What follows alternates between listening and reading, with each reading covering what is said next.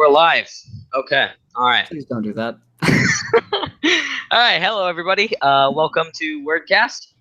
This is our what is it? 11th one. We have a lot of awesome stuff to talk about. Of course, the first of which being Ryzen, because that just got announced from AMD. What's Ryzen? Shut your mouth. Anyway, so yeah. Let me make sure I mute the stream so I'm not hearing an echo of everything.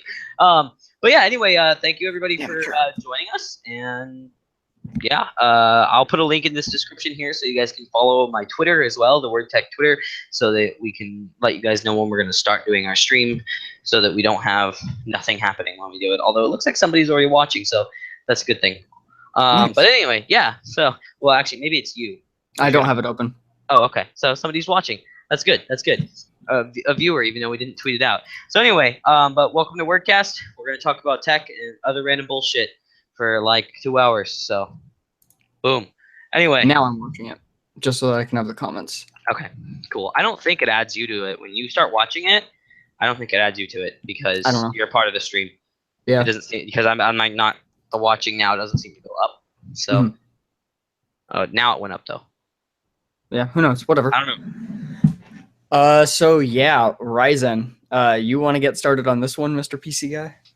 Yeah, I think I do. So, for those of you that may or may not know, AMD's Ryzen just got announced, and like not announced, but fully released. Like Ryzen 7, that is. Ryzen 7 is the top tier Ryzen chips. All the details pretty much have been given, other than we don't have any sample units out yet, at least as far as we know. So we don't know what overclocking and stuff like that is going to be like on them yet. But what I can say is that even without good overclocking, they're still very impressive. AMD just like they grabbed Intel and they just plastered them on the wall. So assuming that nothing goes fatally wrong with this, such as like a shortage, like has happened with a lot of AMD GPUs and CPUs in the past, where look at this awesome thing and then they don't have it for 2 months and everybody just goes to something else.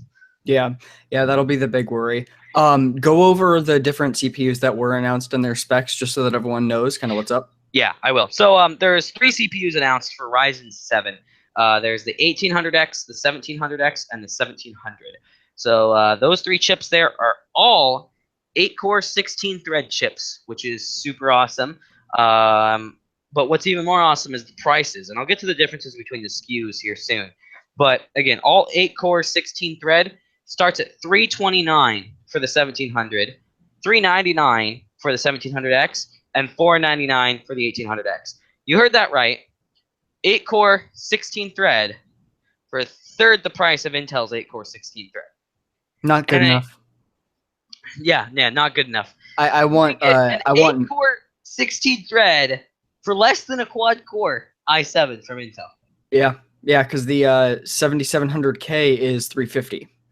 Yeah, at least. I mean, it used to be. It used to be about $400. Yeah, and I haven't looked at motherboard pricing. Do you know if AM4 boards are cheaper than Intel's? I would assume that they would be at least somewhat. Yeah, because they usually are. Yeah. I can tell you straight off the bat, yeah, they're gonna be at least somewhat cheaper. Cool. Yeah, so as far as the chips go themselves, so the main thing as far as the number difference, you have the 1700 and the 1700X, and then the 1800X. The X stands for extended frequency range, so essentially the turbo clock will just be a little bit higher on these than they otherwise would. So by default, the 1700X, for example, turbos up to 3.8. But with the extended frequency range, it can actually go up to 3.9. So it just gets a little bit of extra performance on its own. Right. Although I almost wonder if they're going to, if that's going to be even further with better coolers. Because because they've talked about this might be what it does on with the stock. Yeah. Yeah, that's my assumption. So you can put a liquid cooler on there, and it might boost you up, 400 more, 500 more megahertz. Yeah, because doesn't the X series ones come with a slightly different Wraith cooler? No, I think aren't they all the RGB? I remember seeing like some that were a circle and some that were square. Let me try and find a picture of it again. Oh, did you see that they announced why Ryzen's name changed? Zen? No, I did not actually see that. So it really just comes down to the fact that Zen is really hard to trademark because it's a more generic term. If Okay, that your makes sense. name That has to makes be sense. unique, and And Zen the isn't architecture unique. can still be called Zen, so who cares? Yeah. Yeah, I Yeah. mean, I'm fine with it. It allows for wonderful puns. So, Yep. AMD has risen. yes, AMD is Ryzen. Yeah. So the 1700 comes with the Wraith Spire, which is a circle air cooler. And then I'll link you to these. The 1800X and 1700X come with the Wraith Max, which is a square design. It's still a circular fan, obviously. Yeah, I want a square fan, but nobody makes those. Square fan, Yep. right? No such thing, unfortunately. I mean, we have spinning heat sinks, but we don't have square fans. Yeah. Okay, thanks for the link. Yeah, I'll check that out. Oops, my volume's on. My bad. Sorry about the Their everybody. original goal with Ryzen was a 40% instructions per clock increase. I love this. They ended up hitting 52% IPC increase. All right, so let's explain instructions per clock. I'll jump on that because a lot of people probably don't know what IPC or instructions per clock, which is what that stands for, is. So CPUs a long time ago could be judged clock for clock between companies. 1 gigahertz on one CPU was very close to the same performance as 1 gigahertz on another CPU, assuming cores and stuff were all the same. And that's not the case anymore. So what's happened, and it's more of the case now because AMD's caught up, so to speak, but it's still not. So there's actually a certain amount of instructions that a CPU can do per clock cycle. And so every clock, like 4 gigahertz, that's 4 billion, clocks per second. And the instructions per clock is how many instructions a CPU can process per clock cycle, per hertz. And increasing that increases performance greatly. And that's one of the that's why Intel has been so far ahead of AMD for such a long time. Is they've had about 35-40% IPC lead over AMD, and that's allowed them to basically jump ahead even at the same clock speeds and giving them better gaming performance because they have better single core performance, better overall performance. And there's a lot of things that play into the architecture design. And there's a lot of reasons that the bulldozer architecture was garbage when it came to instructions per clock. There's a huge pile of reasons that happened. So I won't get into all the details about that. But basically AMD fucked up big time. So anyway, instructions per clock is super important. 52% instructions per clock increase can be equated to 52% performance increase for the same clock speed as, say, bulldozer. Mm-hmm. Yeah. So to see how that really makes a difference, we're gonna look at I'll talk about some of the performance numbers that they put out, but we're gonna start with the 1800X and more specifically the single-threaded performance. So they were running Cinebench R15 single-threaded, and it scored the same score as the i7 6900K. So a $500 CPU performs as well single-threaded as an over $1,000 CPU. Yeah, it's ridiculous. Now, if you're thinking, okay, the more expensive CPU must do better in multi-core performance, that's not the case either. So the Ryzen 1800X beat out the 6900K by about 9%. Again, this was in Cinebench R15, just using the multi-threaded performance. So this is a huge increase for them because, man, they were, especially for single-threaded, which matters a lot for things like gaming, they were nowhere near the performance of Intel before. Yeah, they were so far behind, and the reason for that being was because of the way their core layout was. Mm-hmm. Is a lot of people didn't realize that 8 cores on AMD wasn't exactly 8 cores. So in a core on Intel, you have a single hefty floating point processing unit that does floating point math, where you have never-ending numbers. They don't have a solid decimal point. And then you have integer processing units. AMD's bulldozer architecture was built around the heavier around integer processing. So you basically had 8 small integer processing units, but you only have 4 medium-sized floating point processing units. And this is a big part of why their IPC fell off so far. And anything that did floating point work which games do a lot of. Keep that in mind. Although generally the floating point's tossed to the GPU because they're best at that. But the floating point math that had to be done on the CPU, you're only getting quad core out of it. So that was a big part of why it wasn't really a true 8 core, even though some people would argue that it was. It kind of was and wasn't. And that's a big portion of what was going on, is they also didn't have proper threading to these. And so things ended up causing a lot of instructions per clock downgrade compared to Intel. A large drop off there. Yeah. See, I didn't even know about that. It's AMD's crazy. architecture on Bulldozer was really stupid. It was a stupid mistake on their part, and they had to stick with it because they'd already spent 5 years developing it, and it was not a good idea for them to do that, and that's why they fell so far behind. Is you compared it to an Intel quad core, even an Intel 8 core, on integer specific benchmarks, and it wipe them all over the floor price to performance. But then you compare them to anything floating point and anything single threaded, and they were just a goner. They were just done for. Yeah. So. Yeah. And then as far as the other two CPUs and their performance numbers, what we have so far, they talked about for the 1700X, comparing in Cinebench, again in multi-threaded performance, the 6900K was 4% slower than the 1700X, which is already crazy. So and at least in multi-threaded and Cinebench, the 1700X outperformed $1,000 CPU, and the 1700X is only $400. Yeah. And then even more impressive, if you compare pretty close to price for price, the 1700X comes in closest to the 6800K, which you can currently get for $410. And it's 39% slower than the 1700X. It's insane. Yeah. It's amazing. I mean, AMD is really this time, I feel like they've really done it right, and they've done what the PC enthusiast community has been looking for. The people, like you and me, that we've been looking for this kind of thing. And unfortunately, I don't get to build anything in Ryzen until at least the mid to end summer. Yeah. And then I think that this is going to be the most interesting one. So for the Ryzen 7 1700, it's $329, so $20 cheaper than the 7700K. At current pricing, keep in mind 7700K used to be more. Yeah.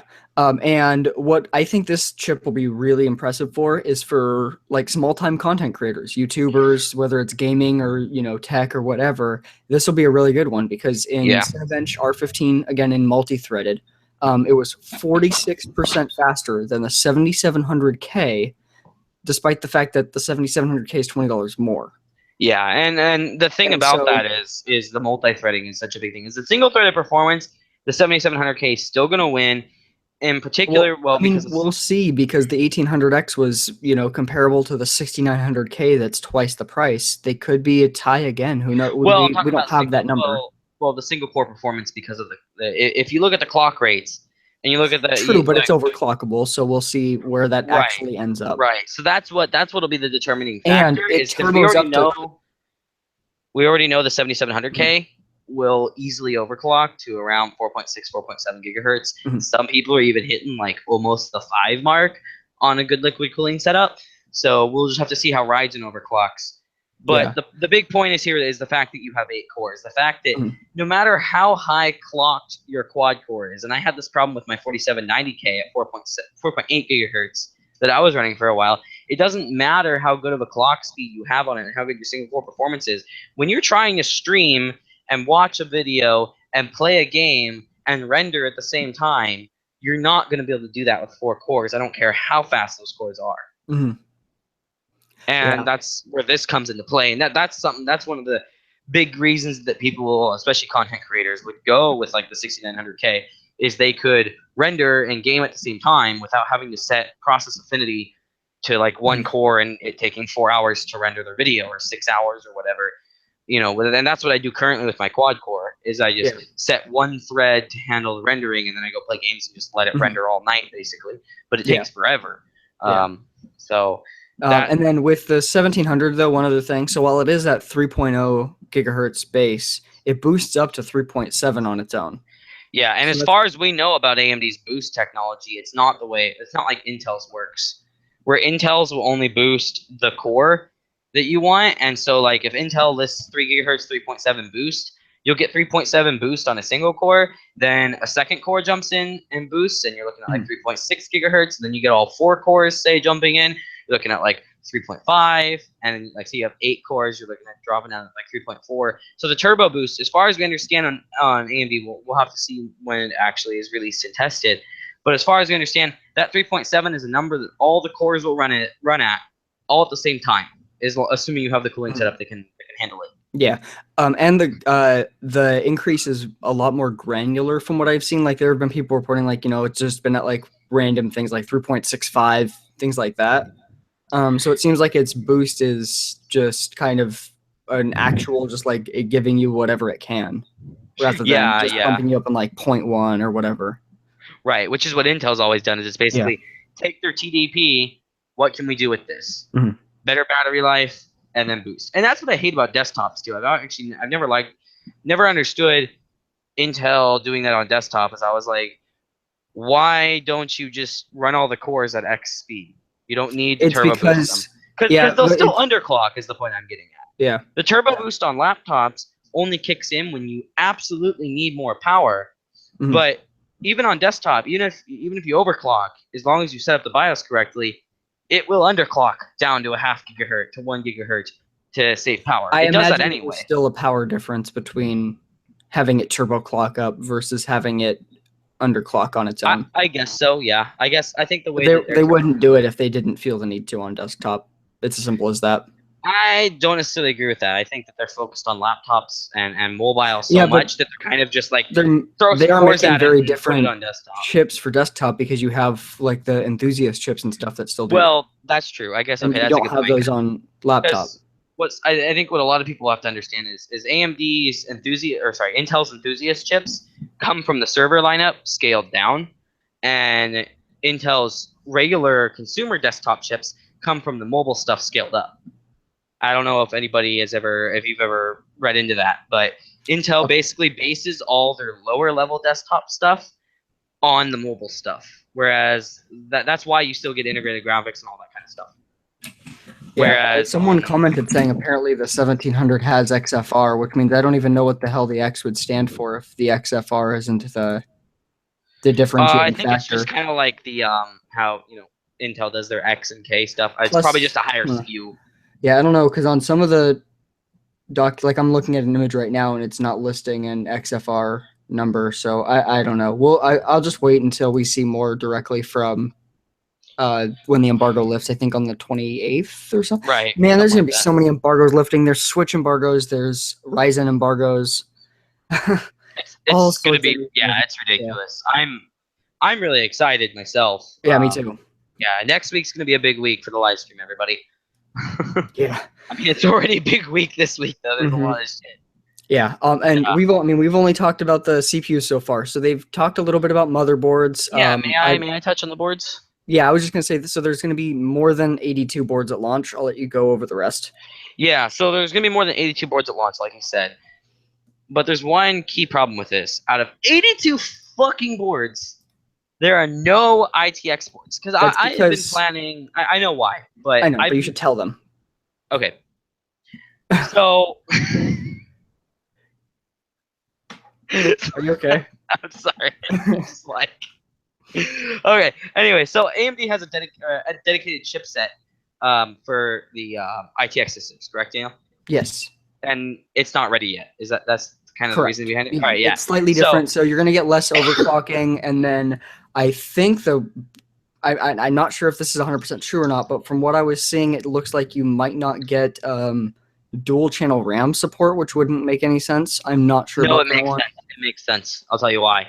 You only have 2 RAM slots on an ITX. You can dual channel on 2 slots. You can dual channel, but there's no reason to add in the extra when a single channel can handle 2 sticks without bottlenecking. Yeah, that's the idea behind it. Whereas, like, if you could do 4 on 2 channels, there's no point in doing the 2 channels for just 2 if you're not getting any bottlenecking issues with the 4. Which it just seems like it would be more future proofing because I mean the DDR4 supports a lot higher speeds too. So I mean that's true, yeah. Now, but it could be in the future. We'll have to just And find out, I guess. not looking at the future has been one of the things that AMD needs to deal with. That's true. So I guess we'll just have to see what it's like. We still haven't heard anything about, what was it, Dockport since they announced it, and they need a Thunderbolt competitor. Yeah. Dockport would have been good. It was a good concept, but yeah. So I wonder if this chipset would support it, and they just aren't talking about it because it's not ready. Like, I could see that happening. This chipset supporting, like the current one's coming out, the enthusiast ones. Supporting ITX. Yeah. I mean, yeah. Well, no, I'm just saying, like, in general, all of AM4s. Oh, supporting ITX or supporting Dockport? Supporting Dockport, but just not announcing it because it's not ready. Like, it would have whatever technical things it needs. And I wouldn't be surprised. Yeah. PCI card you slap in there and it's ready to go once. Yeah, for that, and then also for just like new motherboards without having to use a new chipset. Just maybe a firmware update. Yeah, I'm sure AMD is very precise about and very good about the way they do the chipsets. They don't scramble all over the fucking place the way Intel does. I mean, I know why Intel does it. It's not really a clusterfuck, but it is to consumers and enthusiasts. They go, what the fuck? Yeah. But AMD's always been really good. Is like, here's a couple chipsets. They do everything we need for 4 years, and then they stick with it. And they've done that a lot. But yeah, I'm just a little bit frustrated. I was gonna build a Ryzen ITX system. That had been my plan once Ryzen all the details got announced. And then I found that there's no ITX boards, and I'm disappointed. So I'm actually not going to be doing Ryzen probably till summer. I will probably upgrade to a Ryzen. They just don't want you to get Ryzen. That's what it is. I'll probably just wait till August because I'm getting a really good deal on a 4770K, everybody, and a couple other things. So I'm going to stick with that system for now and just wait for Ryzen and Vega to be tested and everything before I end up upgrading to it. Yeah. I would love to do it early and do the reviews on it, but I also don't want to be the sucker that falls for something that's not as good as it could be. So I'm going to wait for the reviews to come out and then buy it when I have the money. So apparently Mirko's computer science department got Ryzen CPUs for their class, and they did testing with compilers. So apparently he said luckier than true you. Story. Yeah, we'll see. But I don't know how true that is. Yeah. I mean, Mirko, it's a school. I wouldn't doubt if they had schools testing it. I wouldn't doubt, but just be careful, Mirko. Are you under NDA or something? I just want to make sure that, because you're posting this public right now. You keep that in mind. I mean, I guess it wouldn't be if it was through school, but are you sure they were Ryzen chips? I mean, I believe you. It's not like a school's gonna get the old crappy AMD chips. Interesting. Yeah, they do Intel too. No, we aren't. Yeah, they're not under NDA, which isn't surprising because the event's pretty much up. Specs are out there. I guess that's true. Interesting. Well, Mirko, I hate you so much. For those of you who don't know, he's the other guy on this channel. Yeah. He watches the live stream. He'll be joining at some point in the future as well as the plan. But yeah. So I hate him right now. Mm-hmm. I hate you, Mirko, that you got to play with those. I'm really mad about that. You see, and I would be in a computer science class, but I hate school. No, I hate school. I went to school for computer science. And I know that you did. IT, you know I did. Yeah. For viewers, I did. And I quit because I hated it, because nobody fucking knows what they're talking about.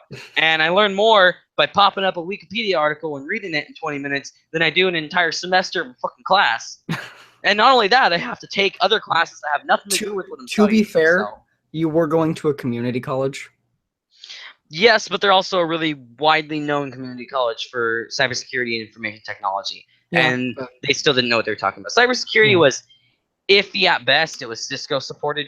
Anyway, that just seems like a terrible career to go into, because it's just like something's bound to go wrong, and you're fucked as soon as that happens.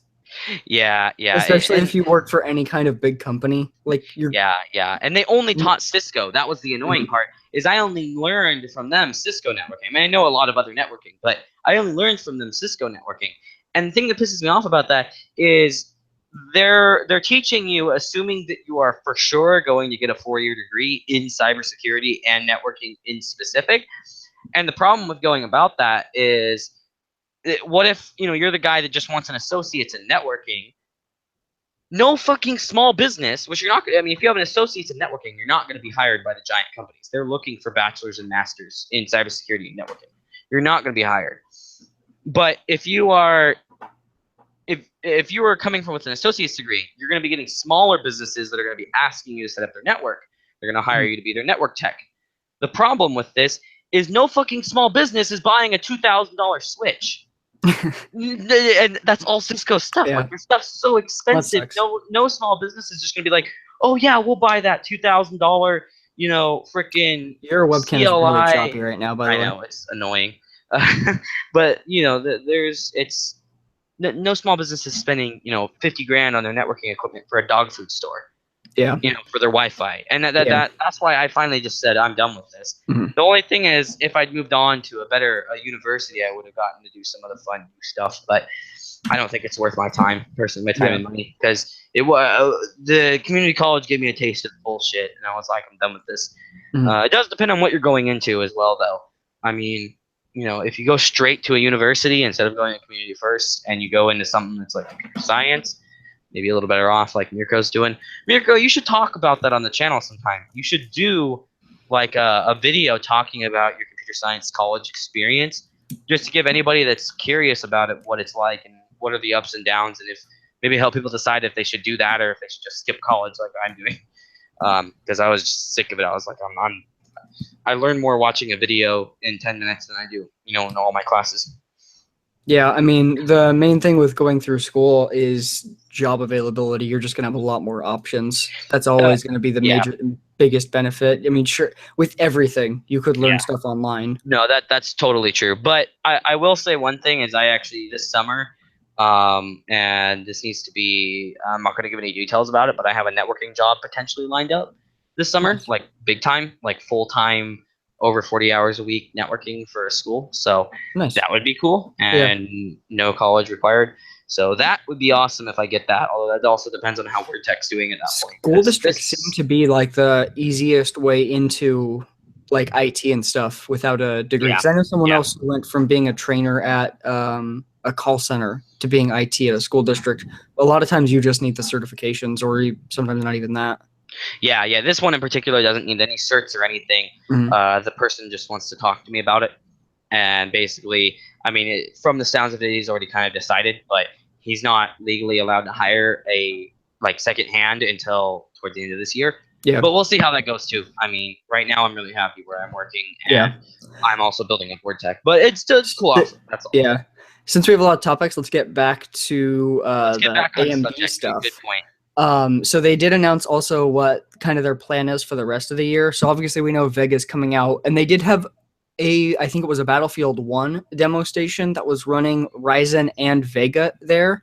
Now nobody could open the case and really tell what Vega card it was, but there was a Vega card at the preview event. Yeah, there was, and that was surprising. Before we continue with that, this is super quick, but Mirko did say one other thing. He's saying, he's like, first is just really lame. He's like, the first couple of years you're learning like C++, data structures, a lot of C++. C++ is actually pretty good. I enjoy. That was probably the most enjoyment I've ever gotten out of learning a programming language versus like a lot of others are just a bunch of bullshit and aren't very well formatted. Python, for example. Swift is the best. Yeah, well, Python is laid out like PHP. Mm-hmm. It's just as like super strict like PHP, where you mess up one little thing and the entire program breaks, which is true for all languages. But PHP in particular is really hard to format properly because there's no programs that really do it for you. So Python's like a good introduction to what PHP programming is like. Mm-hmm. So anyway, but C++ I actually enjoyed because you get assistance in doing your code, which is cool, and you feel like you're doing something that's actually accomplishing something, building an application, not just enter text into this calculator thing that does things for you. Anyway, back to the news though. Yeah, so Vega. Continue with what you were saying. Yeah, so I was just going to kind of go through their just general plan for the year. So Vega's obviously the next thing. I think we're getting more info on that in March. And we'll probably get info on that when Ryzen 5 launches. Whatever announcement they do when they talk about Ryzen 5 officially. Yeah, I think they would want to keep it separate because, I mean, it wouldn't make a lot of sense to do Vega, which is supposed to be their like high-end GPUs, at a low-tier CPU launch event. But Ryzen 5 is not necessarily low tier. I mean, it's not their top tier though, and like they're going to be announcing their top tier GPUs first. It would just make more sense to kind of separate the events. That way, you're not trying to split your press cycles between your CPU and GPU that aren't even marketed towards the same person. You're probably right. I'm excited for Ryzen 5 though. I mean, if we're getting like $140 quad core hyper threaded. Yeah. Sorry, simultaneously multi-threaded Mhm. chips. Woo! Yeah. That'll be a day. So, and then after Vega, they also have Naples coming out, which is Ryzen's like server chips, essentially. Yeah, And that'll then be there's good. Ryzen for laptops coming, and then also they announced a new like Radeon Instinct cards, which I think is their like machine learning cards coming out later this year as well. Okay, yeah, because they have the Pro Duo and everything that Mhm. are good like compute cards, but they're really for workstation use. Yeah, I want to see more like processing deep learning, like yeah, NVIDIA and they Tesla already do type have cards. Radeon Instinct cards. This will just be newer ones, I believe. Right. So, Yeah. So that's um, really cool. yeah, lots from AMD this year. It will be exciting. I can't wait to see more. Next, I mean, by Well, next week we we'll have more needed info. some competition so bad. Yeah, the fact that, well, Intel hasn't responded with like a price change or anything. They've already responded with a statement is saying a lot, because I mean, reviews aren't even out yet, and they're saying that, you know, they're confident their chips will perform up to par with the 8th gen. I'm not expecting, especially with them saying it's going to be an above 15% performance boost. That means like 16 to 19, not Yeah. 20 plus, most likely. I mean, we'll see. Maybe they have some secret that they're going to pull out last minute, but as of right now, I'm not expecting as good of competition as Intel would need to properly fight this, which is good, because then that means that they're going to have to try a lot harder for 9th and 10th gen. Yeah, they are, and I'm excited for just the competition is just good. It's Yeah. just a matter of just keeping prices low was the biggest thing too. I understand like a lot of the hurdles that Intel's running into. A lot of people are speculating that AMD is going to run into those same exact hurdles because Global Foundries has already been kind of reported to be running into those of not being able to reduce die size, not being able to increase IPC by much. We're going to see incremental improvements, and people have been complaining for years about Intel's 5 or 10% incremental improvements. Yeah. And right now they're complaining more than ever because you're only getting clock speed improvements. AMD's probably going to be doing the same 5 to 10% every time they release CPUs. Yeah, but the advantage that they have is that they already have a $20 to $550 price advantage just from the three that they announced today. So doesn't really, like, that's what I'm thinking is like, no matter what Intel does this year, it's not going to lower the price enough to be competitive based off of what we've seen. No, yeah, and you're right. And I think part of it is, a lot of people, you've talked about this on the stream before, but a lot of people don't understand also that adding more cores to an already developed CPU doesn't cost that many times extra money. Yeah. You go from a quad core to a 6 core, it's not adding 50% to the cost because the architecture's already it's just stacking more shit. I mean, that's a very simplistic way to put it. Yeah. But and I think AMD's caught on to that, where Intel has gone the opposite route because they know they can trick consumers into paying more. Yeah. AMD has seemed to understand. I wouldn't be surprised if the quad core Ryzen chips end up not being that much cheaper because they're going to be more expensive per core. And that's how it should be. That's how it should be. You shouldn't be paying more per core for the higher core counts. Yeah. That's not how things generally work. You buy bulk, you get a better price, right? So, yeah, it'll be nice to have some competition, but yeah. Let's next topic though. Yeah, this is a big one. YouTube news. So this is not going to happen until next year, and I'll talk about why I think that is in a little bit. But YouTube is killing off the ever so unpopular 30-second unskippable ads. So if you use ad blocker, then obviously on PC you don't have that issue. But for those that actually watch ads and support their content creators, the 30-second unskippable ones kind of suck. They do. They do. That's one of the main reasons I have YouTube Red is because those are a pain in the ass. Those ads are. Yeah.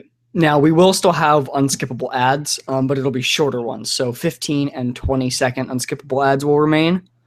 And then also, and this is something that they announced a while ago, but you're going to see more of it. There's going to be more of the 6-second bumper ads. And what those are generally for is for shorter videos. So like, if you've seen anything from IGN where they constantly put out 2-minute videos and you have 30-second ads, that doesn't make a whole lot of sense. So for those types of videos, you're going to see just quick 6-second ads. You still get an ad, but it's not going to be longer than the video for essentially. And that's important, yeah, because I've watched, 50-second videos of like I want to hear a car's exhaust or something, and I gotta watch a 30-second ad first. Again, now I use YouTube Red, so I don't have to care about it. I prefer just paying for the content that I'm using and just getting it. But also for those of you, there's I think that's something really important that people kind of forget too is using an ad blocker, particularly on YouTube, but in general, is a lot of times a pain. Not a pain, but it's a lot of times it's rude to the content creators because the stuff you see on the internet is not free. The videos on the internet, the websites that you go to, it's not free. Those are companies. They have to run their servers, Mhm. and the ads, especially for companies that aren't like there's a lot of companies that like they have their like blog website, but they're a company that sells like tacos or something. Yeah. And that's they make their money from the tacos. Mhm. But for places that specifically do news or videos, they make us, for example, we make all of our money from the ads. And when 30% of people that are watching our content are using an ad blocker, we're not making a cent from them. Yeah. And part of it, a lot of these companies, these blogs and news sites, they start up just as something fun that people want to do for fun, but eventually they become a career for people.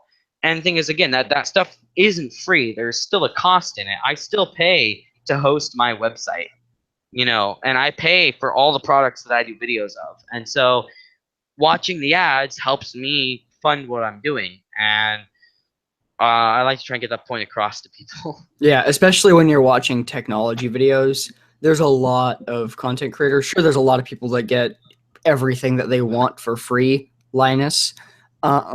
But there are a lot of content creators, especially the smaller ones, that have to pay for everything or at least anything that's not like, cheaper products that companies have tons of to send out. Right. But Well, when like you're I've gotten stuff from Roseville, yeah, but they're like $40, $20, yeah, and they're okay with that. yeah.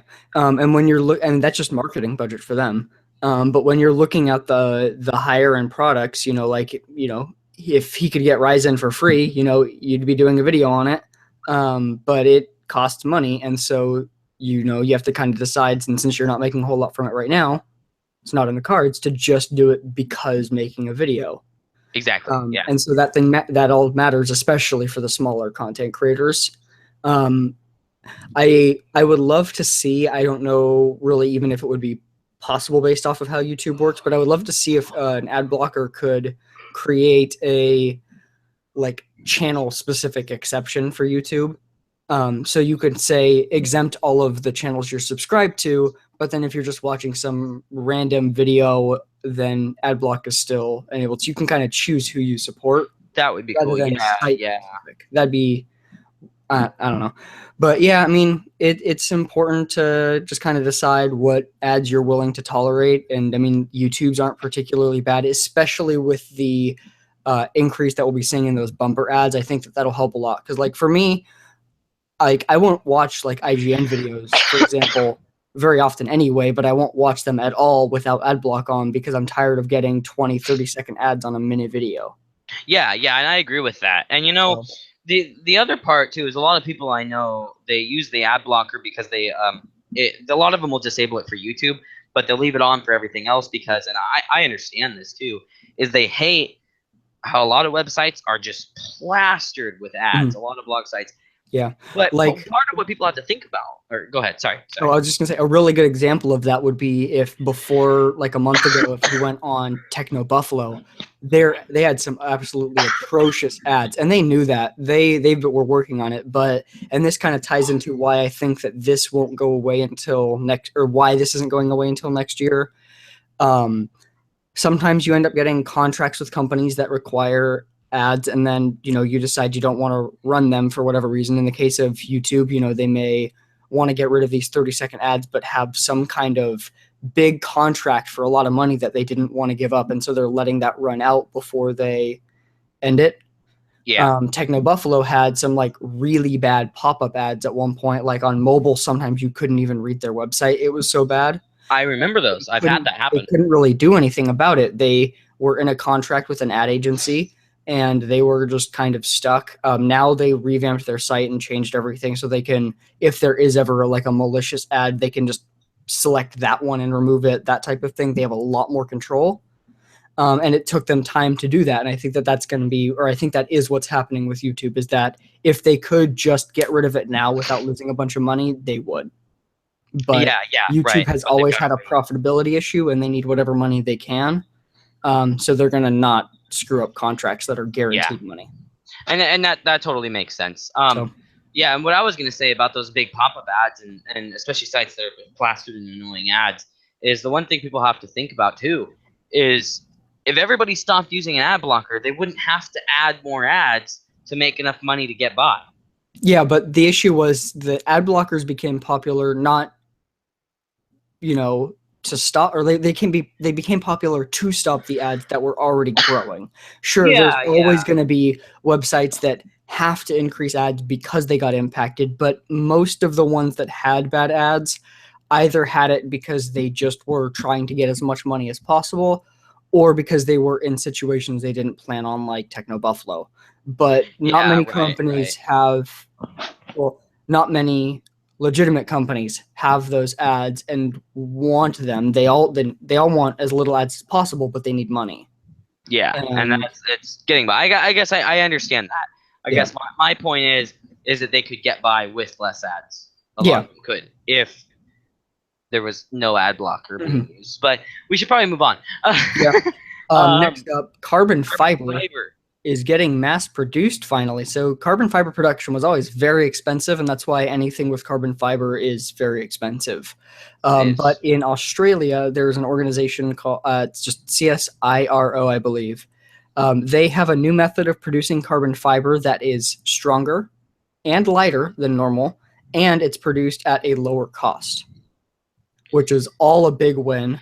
They're calling it the Ferrari of wet spinning machines, because that's the method. Is they do a special type of wet spinning for carbon fiber, which means making tons of small strands and using chemicals and blah blah blah. Right.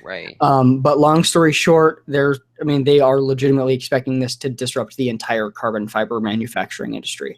I know, and that's because carbon fiber is an excellent material. So if you could make it better and cheaper, yes, please. Yeah, I'm excited for that myself. Yeah. I mean, I understand how expensive. My car's got more than a few carbon fiber parts on it. And, that's a big part of where a lot of the cost of that car came from when it was new. I have a 350Z, for those of you who don't know. It's got a carbon fiber drive shaft and some other stuff like that. And it's expensive shit. And I mean, you look at I have a camera slider that has carbon fiber rails. And I mean, if you look at the pricing for carbon fiber versus not, it's like, you're looking at pretty cheap ones for like $50 normally, or cheap carbon fiber ones are at least $100. Yeah, and usually they're even more than that. You're looking at usually at least double the thousands price. Of dollars. Yeah, it's crazy, and carbon fiber is great because it's especially with like sliders and stuff, is you get to put a carbon fiber slider on a cheap ass tripod, and you don't have to worry about the weight because like my tripod only supports, I think it's like 8 pounds or something like that. I couldn't put a super heavy slider on it. Now I'll be getting a better tripod soon, but I need to get a slider too, man. I need to get a second tripod because with this slider that I have, you can mount them on the ends, and so that's awesome. Yeah, I'm gonna get a slider and a better tripod when I can, but for now I'm just working with what I got, and I'm not gonna buy camera equipment until I can afford to buy that along with products, because if there's no products and I'm spending all my money on camera equipment, there's nothing to film with it. Yeah, so lighting is the first priority for me too. But this will be just nice to see. I mean, we've even seen like computer cases that had carbon fiber, so I mean, maybe we'll see that pick up even more. I wouldn't be surprised. It's a beautiful looking material too. We will definitely see it pop up more in laptops, because there's already been some laptops that had it. They were just not cheap. My laptop has it. My XPS 13. Once this actually is like widespread, that will definitely be one place that we see, because it's just a good material for it. It is, yeah. Well, it's a good material for a lot of things. There's a lot of carbon fiber bikes out there. Yeah. The problem is they're really expensive, and what they've started doing a lot is doing like carbon fiber frames or just a carbon fiber fork on the bike. If you want to get an all carbon bike, including everything, including the wheels, you're looking at like $5,000. Yeah, so I mean, this is going to take a while to get spread out, but I mean, it's just going to be all around a good thing for consumers, just because everything carbon fiber is going to drop in price. We'll see it used more. RGB carbon fiber. Shut up. Next topic. That's it right there. I mean, we'll probably have You're carbon not fiber. Linus. You can't RGB literally everything. I'm gonna RGB literally everything. No, we'll probably have carbon fiber keyboards though. I wouldn't be surprised because we have a lot of aluminum. Carbon fiber keycaps. That would be amazing because I'm sick of keycaps breaking. I mean, although the ones on this G Skill haven't broken at all. The only ones I've had that broke were on the Logitech keyboard. Yeah, they broke on mine too. I don't know. The double shot PBT keycaps tend to hold up really well. So, yeah. But so yeah, carbon fiber, yay. Okay. Let's talk about space. So this is a little bit non-tech related, but who cares? It's science related. It's science related, yeah. But and it's just kind of big news in general, realistically. So what NASA announced was that 40 light years away, which is very far away, but relative for what a lot of star systems that we find, it's pretty close. It's a very notable thing that it's only 40 light years. Like they said, mere 40 light years in the press release. Right. But what they found was an ultra-cool dwarf star that had 7 planets on it. They're all about Earth size and mass. Like none of them are above Earth in mass, and they're all pretty close in size. And 3 of them are in the Goldilocks zone, which is considered essentially the distance in which water can still remain a liquid in some level. So as far down as you can get before it freezes, and as far up as you can get before it evaporates. Okay. And so there's 3 planets in there that could potentially host liquid water. Which could potentially mean life. Yeah. And because it is an ultra-cool dwarf star, which for those that don't know, it's going to be about 10 times smaller than our sun. Because it's so small, planets have to be closer together. And so the longest orbit out of any of the planets circling it is like 20 days. The shortest is like 1. So their years are like a day to like 20. Okay. Yeah. And that also means that from one planet, you could look up in the sky and see another planet like you would see the moon. That's cool. Yeah. Okay. So other planets are going to be close enough. Well, time to colonize. Elon, found your home. 40 light years would take us, I think from what I was seeing with our current technology, it would take like 750,000 years to get there. So it's going to be a while. In fact, it wouldn't make sense even if we could build something that would have enough fuel to do it. It wouldn't make sense to do because by the time that it would get there, like 20 times over, we would have made tech that could get there faster. Yeah, that's a good point. Yeah. It's going to be a long time if we ever do potentially go there, but it's just interesting to I'm sure we'll send a drone there someday. We'll see. But also what's really important with this is that next year, NASA's launching the James Webb Space Telescope. And there was an AMA that the team that found this was doing, and they were saying that with that telescope, within about 5 years or so, they should have info on the components of all of these planets' atmospheres. So that means like oxygen content, ozone levels, methane, water. Okay. And so that will also really help them with seeing if it's both habitable in general, but then also if, there is any, thing chemically that indicates life. And then, eventually they'll have better telescopes and whatnot that have newer technology. But next year we'll have a satellite that launches that can get us a lot more information about these planets. Also, despite the fact that only 3 are in the Goldilocks zone, all 7 planets can at some point in the right conditions have liquid water still. Like none of them are in a position where liquid water just wouldn't exist. Right. So, it's interesting. It's very, very cool. New planets. New planets are good. Fun fact is that those are 0.012 kiloparsecs away. Okay. Even in parsecs. Parsecs are amazing. It is a bigger unit of measurement than light year, for those of you that don't know. It goes astronomical unit, light year, parsec, kiloparsec, megaparsec, and gigaparsec. And I'm assuming further than that if necessary. Yeah. But anyway, it's cool. So that's why I said that. But yeah, I mean, I just think about how crazy it would be to live in a star system where you could look up and see another planet rather than just a moon. That would be amazing. That would be amazing. Yeah, and I mean, especially like realistically, planets are colonized. Yeah, if we ever got to that system, or I mean, if there was just intelligent life on that system in general, think of how crazy that would be to be able to, take a few day trip to, I mean, even like a week-long trip to another planet rather than multiple months, multiple years, decades-long trips to these other planets.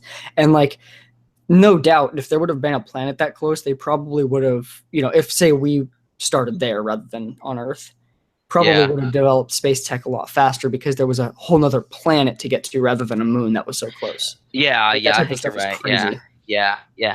It's interesting Um, to think about that kind of stuff. yeah. Yep.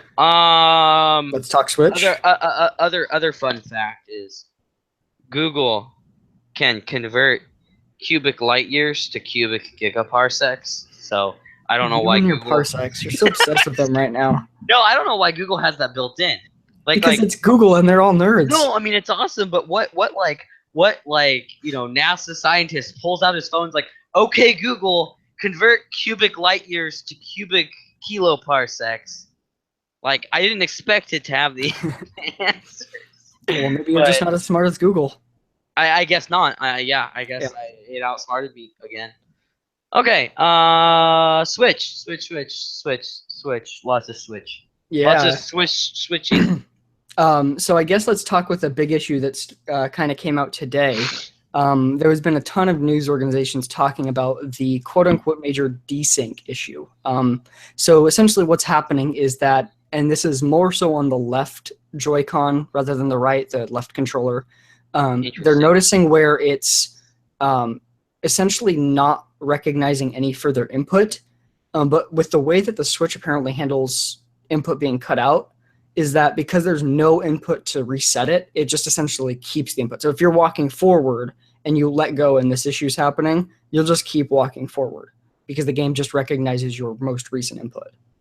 Oh, no. Now, there was some testing done. Do they reconnect right away? Yeah, so let me explain what's going on. Okay. So it started out just everyone just saying there is an issue. Nobody really looked into it. And then Game Explain, an excellent channel, they're like the PC per of Nintendo stuff, essentially. They go hardcore in depth on everything. And they have a Switch because they're press, and they were running some tests and they figured out kind of the root issue. So let's say that this was your controller. Having your hand in front of it at a good distance away from the system blocks enough of the signal that it doesn't get through. And so because you grip around the controller, you're holding it with your fingers in front at enough at a little bit of a distance, like in their testing it was like 10 feet. Sometimes it just randomly gets it. It's for a very quick second. It's not even actually disconnecting from the system. It's just when you block it, it's just losing. It's just not sending the. It's almost like a delay. Yeah. Yeah. And so what a lot of people are suspecting this is it's because of the low power Bluetooth. So the Joy-Con controllers get 20 hours of battery life on little tiny controllers. Yeah. And they have an entirely new rumble technology. The right one has an NFC reader and an IR blaster. Like, there's a lot of tech packed into these. And so between the fact that, it's very low power Bluetooth and humans are made of mostly water, which blocks signal very well, and it's very high frequency signal, it's causing an issue where that is more likely than anything to weaken the signal.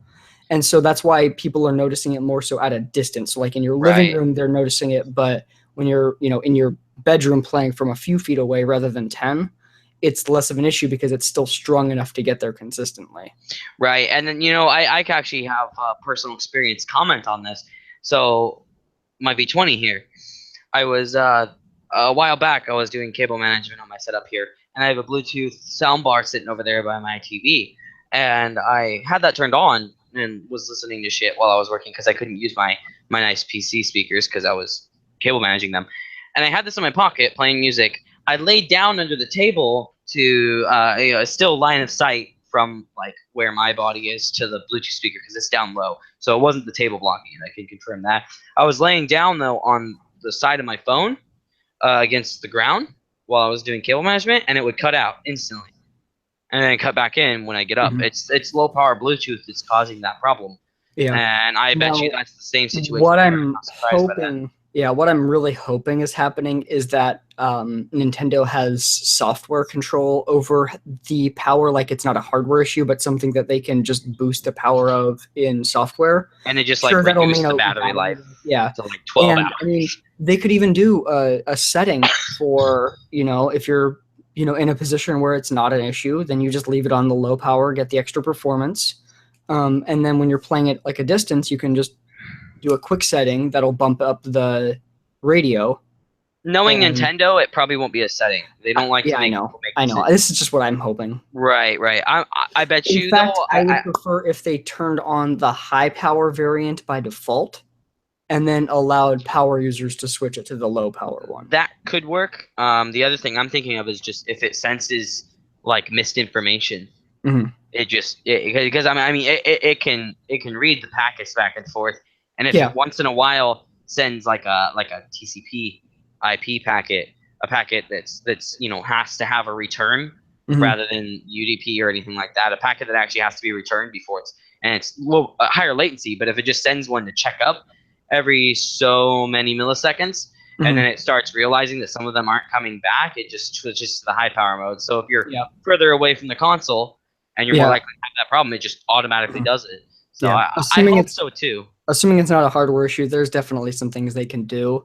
The only other thing that I could see them running into is if they made a tweak that lowered the battery life by default, anyone that bought it under the 20-hour mark, depending on how they have it, because it's not just like a up to 20 hours, it performed at 19 or whatever. It would be most likely like a very noticeable hour decrease. Like 12 or something. Yeah, because of a change that they made after the fact. I don't know if that means lawsuit.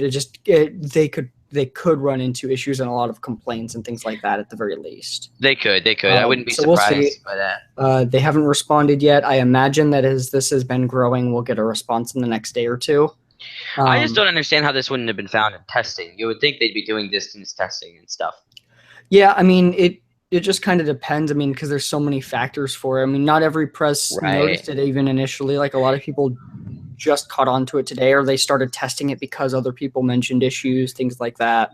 It could be a pre-production model problem too. Yeah, and we might get lucky. The day one updates yet, because none of the press can download the day one update. Oh, okay. Maybe they caught it sometime in between when they started manufacturing the finalized hardware and now. And hopefully, if that's the case, then we'll know tomorrow probably. Yeah, because Nintendo can't handle another major issue. Like if they have this. I mean, this doesn't seem like a major issue as much as press was reporting, because it's very inconsistent. It's also, though, very much at a pretty good distance. It's not something that happens, I mean, even I've seen a lot of people's couches that aren't, 10, 15 feet away. You have to be pretty far away for it. So, I guess that's true. Yeah. And I mean, again, like a lot of people didn't even report it at all, and some didn't notice it until after they started looking for it. So it might not be a big issue. And I wouldn't be surprised Nintendo could just fix it with like, Joy-Con 2.0 updated controllers. If say they all have that problem and it's hardware based, you just trade in your old controllers for Joy-Con 2.0 or whatever that have the fixed. Yeah, I mean that would still be and then all current issue, but I mean it'd be a big issue, but also it wouldn't be big in the grand scheme of things if they sold enough of them. Yeah, but are you going to pay retailers to handle the swap outs, or are you going to make everyone send in their controller and not play their Switch for a few days if they want to get a new one? Well, I think they would have to do retail, but the thing that I would think about it that would cost them a lot of money. Right, it would only be people that are actually having the issue actively though. But then you're going to mean that everyone has to bring in their Switch and test it, which means more time from the employees. Well, that's not what I mean. No, I mean like a lot of people just wouldn't go turn them in because they'd be like, mine's not having problems. If you could do it in retail, people would do it because they want to be preemptive. If it was that easy, and that means that a lot of people are going to. I'm thinking Nintendo consumer base, though. I'm thinking. I know, but if you're saying that this is an issue affecting everyone, even though it's Nintendo user base, if it's as simple as going into a retail store and swapping it out, there's no point in not doing it.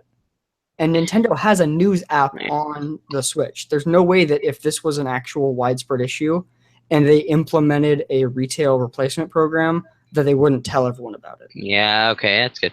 Well, let's just hope it doesn't happen, because I don't want to. Software update, please. Yeah, although Nintendo is pretty good with their finances, so they figure it out. Yeah. Other Switch news, though. So there's no virtual console at launch. There will be virtual console coming, just not right away. Honestly, like just with how everything is being handled with the Switch, it seems like the March 3rd launch is a soft launch, and like August, September is going to be the big window where everything hits. Because I mean, you're looking at, we don't have Virtual Console now. The online components are going to be bare bones at best at launch. You know, just so many things like that. Big things like, I mean, online and Virtual Console are both very big for this system. And the Yeah, fact that that's they a aren't little really there unfortunate. Yeah, they need to be is, ready. yeah. When you release a product, it needs to be ready. Yeah.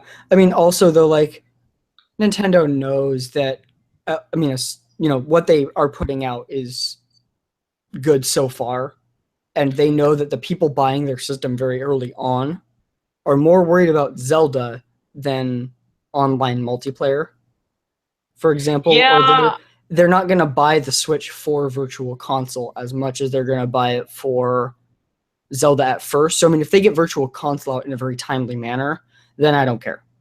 yeah, and I think I think I can agree with that. My only issue is knowing the Nintendo user base. If these things are being released in segments over time, you get Virtual Console with one update, you get better online support with the next update. It's going to start to confuse consumers and reduce But the the early amount of adopters of Nintendo consoles, because we're not talking the average main base. Most of those right. people aren't going to start buying until winter anyway. That's The only people true. buying at Yeah. So launch as long in as it's general out are before then, yeah. because I'm saying anybody, if there was anybody that was buying it right away, though, that was a more generic user I still don't really base think it there. would confuse people because Well, they've had Wii U when I software say updates that add confusing, I functionality. don't mean like they would be like, what is this? I'm just saying they'd be less likely to use the new features when they come out Not necessarily, because because so let's say you have Virtual Console now and you get it. You're going to jump into Zelda. You're not going to look at Virtual Console. Most people aren't. Some will. Most people will just skip it. But then, I mean, unless Nintendo starts spamming you with ads for Virtual Console, you might not think about it again. You might buy new games and then eventually, you might buy one here and there, but it's not going to be a priority. If you get all the way through Zelda and then you're like, okay, now what game do I want to play? And then you see a news alert for Virtual Console being out, might entice you more. okay, that's a good point. I guess Plus, they're very likely working on still getting. I mean, we don't know yet if they're going to allow people that bought Virtual Console games on Wii U to transfer it over. are we gonna have any 3DS Virtual Console stuff? Do we know yet? No, since the 3DS is still a console. 3DS is a coming off the Right. market. Okay. I guess yeah. I Switch was is their home hoping. console that you Right, can I know what take it is. with you. Yeah. 3DS is their portable console. That would just be a terrible business idea to start putting your 3DS games on the Switch because you wouldn't sell 3DSs. That's true. I just for me, I'd like it's also a portable console, and that. But not to the same scale. And I mean, like, No, yeah, I mean obviously you're you'd not want getting everything 9 on the hours of Switch, but gaming out of this versus yeah. the 3DS XL. I mean, You're getting 8-9 hours of game yeah, so play time. it depends on the game. I mean, like the battery life on this is looking like it does fit with what Nintendo said, which is 2.5 to like 6 hours. I mean, 6 hours is still really solid for lower end games for the type of console this is. Yeah, that's not bad. That's not bad. I mean, so there was a test run on Breath of the Wild. So what they did for this test was they stood on top of like a giant mountain. So you could see a lot of the big open world, and it would be something consistent. So they essentially put it in like worst case scenario with max brightness and max volume, and it got 2.48 hours of battery life, which is right about what Nintendo said. 2.5 depending on the game. Yeah. So that's not bad. Yeah.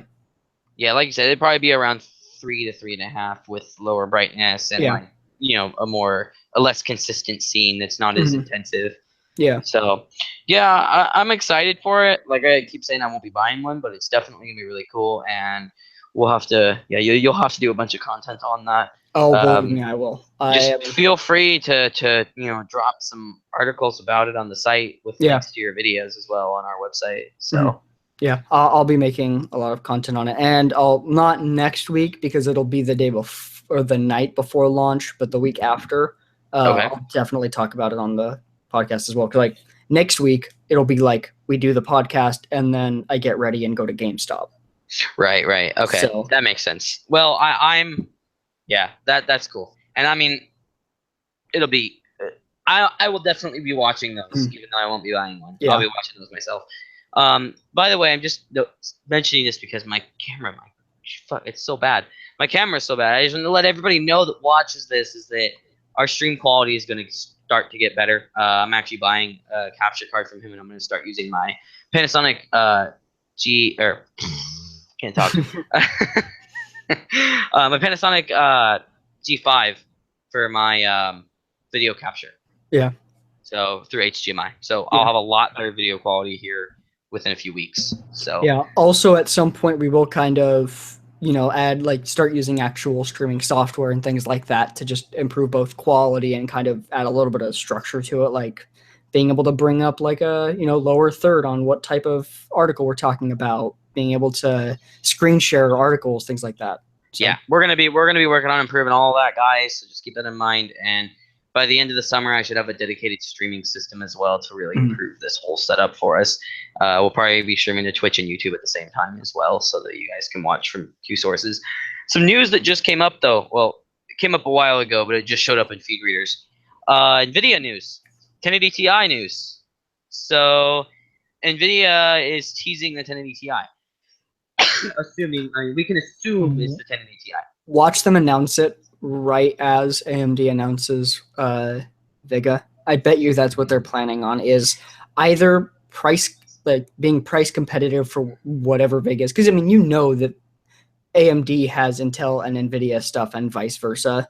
Like, there's no way that NVIDIA doesn't know exactly where Vega is performing at for the price. And so if they're really confident on it, which I mean, it does sound like they are from what they've said, they could be trying to steal the news cycle from AMD's launch. We'll see. Well, 5 days. So here, let me go to NVIDIA. I think they have a link on there. Although NVIDIA's stock is down almost 10% today. I'm kind of. AMD needed to bring some back. We needed. Normally I'd be like, that's bad, but well, I mean, there was already just so much of the market. Was shifted towards NVIDIA Intel. NVIDIA's money isn't. Well, I mean, probably at this point isn't even primarily from consumer GPUs. But it seems to be in ties. Well, yeah, okay, yeah, I don't know. I mean, don't get me wrong; they're going to lose a lot of business, like 10%. I mean, I don't think they're going to lose 10% of their consumer GPU business, but between they probably will. Between this and between AMD working on other machine learning chips and stuff, if everything gets a big performance boost like Ryzen did, and especially if their machine learning chips do, or their GPUs, then that's going to be big for AMD and bad for NVIDIA, who's been putting a big focus on machine learning.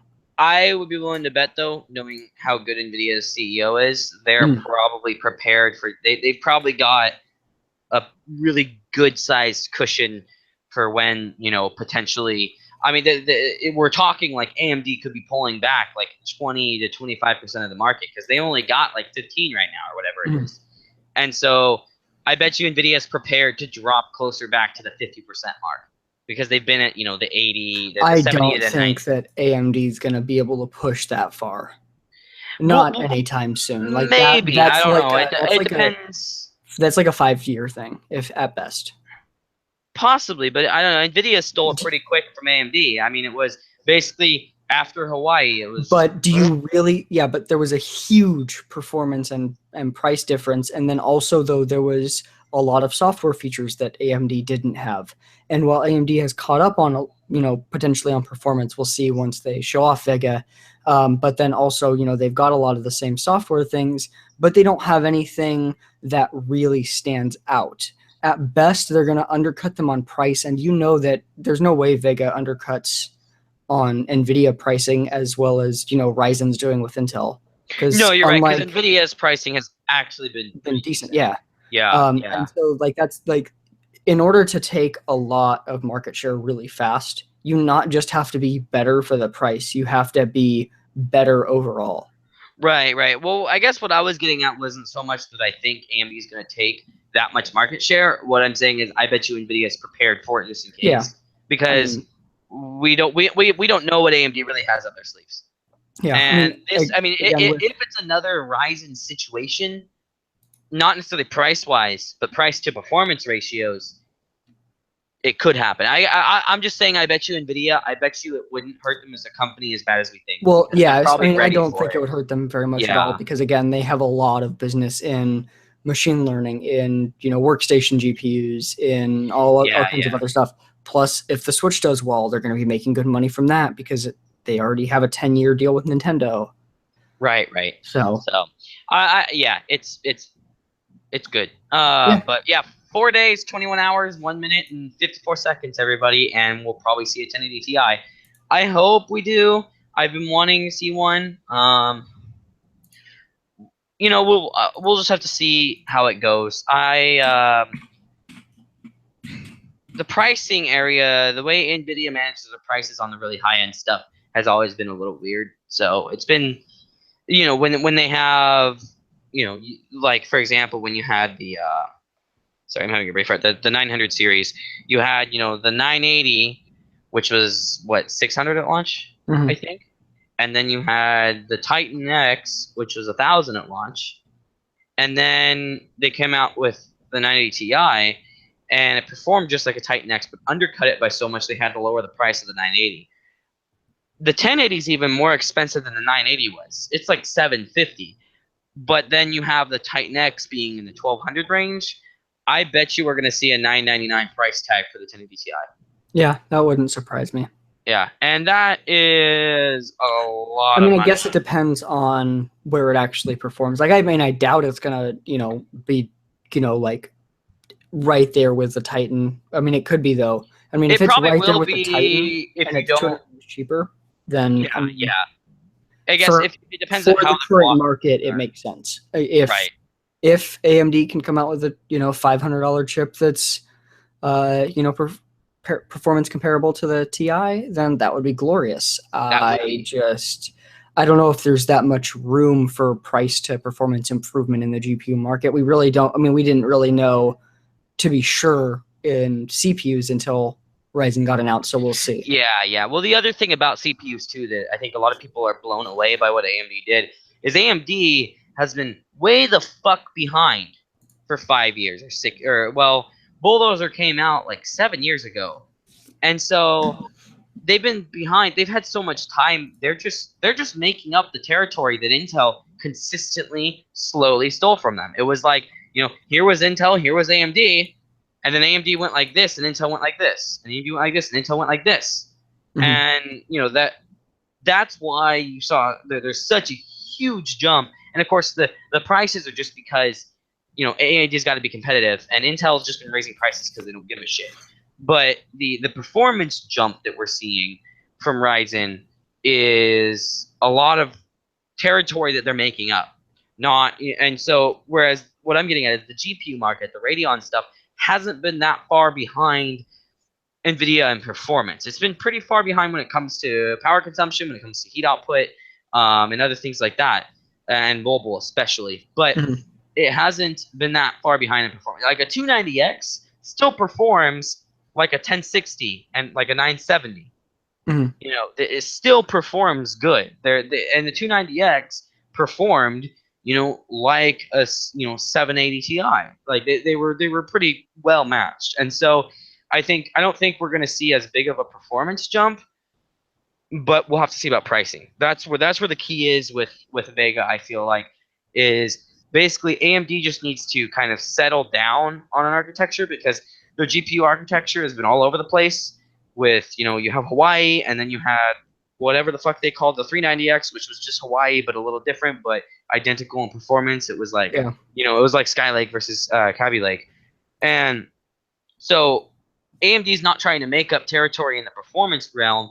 I feel like they're trying to make up territory in good segmentation Mhm. because AMD, it's been a clusterfuck. It was like, oh yeah, we have these expensive cards that are a little cheaper than Nvidia and perform around the same, but our drivers suck. And then we have like the cheaper cards that perform better than the, Nvidia cheaper cards, but they're fucking hot and the drivers suck. And they've improved their drivers now, and but they've never had a consistent architecture. Whereas Nvidia has always been, here's new architecture, here's a whole new Mhm. series. Yeah. And AMD's always been, here's new architecture on these two GPUs. Here's last year's architecture with improvement on these GPUs. Here's the next gen architecture on the low end GPUs because we haven't made the high end version yet. Yeah. Like all this and then bullshit. here's a rebranded card of last gen. Here's a rebranded card of 2 generations ago. Let's Yeah, just keep rebranding cards. Hey guys, we're no longer AMD. We're just rebrand. Yeah, that's what they were for a while with their GPUs. Yeah. It was just rebrand, and it was annoying. And it wasn't necessarily bad because they do price cuts and they were good performing GPUs, but it was just so staggered and it pissed everybody off. And so what we need to see is we need to see Vega swoop in, and we need to see low end, mid range, high end, top end. We need to see at least 4 GPUs, and preferably 5 or 6 SKUs. Yeah, I mean, most On likely we'll Vega. get top tier at launch, like like how AMD or how Nvidia does, 80 and 70 series Yeah, and that's first. totally okay. It Yeah. just they need to all be Vega. I do not want to see Fuji on let's say an R9, where is it for? R9, 560 or something. I don't want to see Fuji GPUs on that. Oh, but why not? It's And Fuji. It's so fun. it's Fuji, right? So what they need to do is they either need to release Vega and then come out with everything on Vega, or they need to release Vega on the lower end and Polaris on the higher end later. Those are the 2 options they really have I see that work. If they release Vega on the higher end and then don't release any lower end stuff with Vega and skip straight to Polaris for the lower end stuff, that's going to be a problem. They've already been talking about Polaris. Yeah, I definitely think that they need to do what, for the most part, NVIDIA does, which is keeping each numbered series, like in this case, it'll be the 500 series. It needs to be just one architecture to simplify it for consumers. It does. They need to know that if they're buying similar tiered card, if they're buying an R9 500 something, they have the numbers that go up, but they're the same thing. Yes. Yeah, and that's the only time that NVIDIA really kind of was wonky on that was with the 800 series. Yeah, the 800 series was weird. Which is why they skipped it on desktop, because it was so weird. Yeah, which was acceptable. It wasn't even as weird as anything AMD's done, and they decided to skip it on desktop because it was confusing.